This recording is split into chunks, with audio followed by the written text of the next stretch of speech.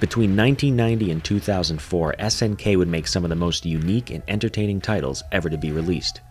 Yes, that's correct, we said 2004. The Neo Geo AES system lived for 14 years, with the last game released being Samurai Shodown 5, making it a system with one of the longest lifespans in video game history. But let's not get too ahead of ourselves.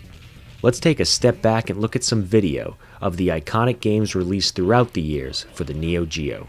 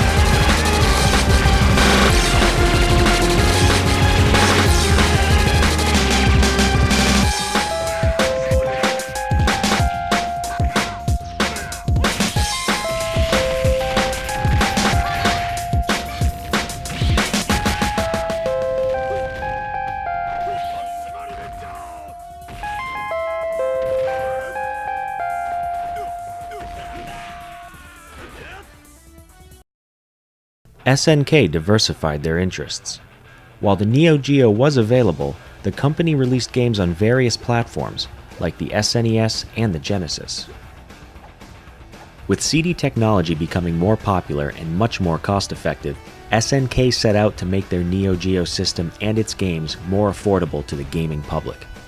The result of this was the release of the Neo Geo CD. The Neo Geo CD was capable of running the exact same games as the original AES, but on a compact disc rather than those large, expensive cartridges that the AES used. The system debuted in 1994 for the price of $300, with game prices starting at $50. Besides the price and the controllers that were included with the system, the unit was pretty much the same as the AES. While the library of games for the machine were primarily ports of some of the MVS and AES games, there were a few exclusive games not released on either the MVS or AES, most notably Cross Swords 2 and Shinsetsu Samurai Spirits Bushido Retsuden. Unit also received a number of MVS game ports that the AES unit never received, such as Puzzle Bobble and Power Spike 2. Even with the system being more affordable, it was unable to obtain a strong following. With the advent of 3D home console gaming, with the systems such as PlayStation and Saturn also available at the time, interest in the Neo Geo CD system was scarce. Another thing that wouldn't help the system is that it had horrible load times and it only used a single-speed CD drive. SNK attempted to correct this issue by releasing a new model, the CDZ, in Japan. The unit was indeed faster, but loading times were still on the long side, so the Neo Geo CD experiment would be short-lived.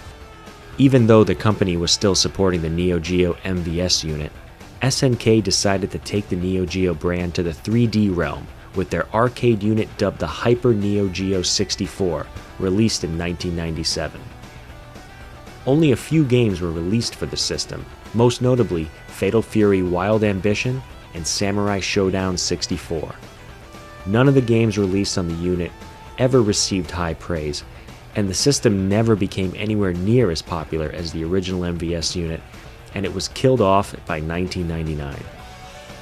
The 3D arcade Hyper Neo Geo 64 unit would quickly be forgotten, but some titles such as Samurai Shodown 64, Warrior Rage, and Fatal Fury Wild Ambition were eventually ported to the PlayStation 1.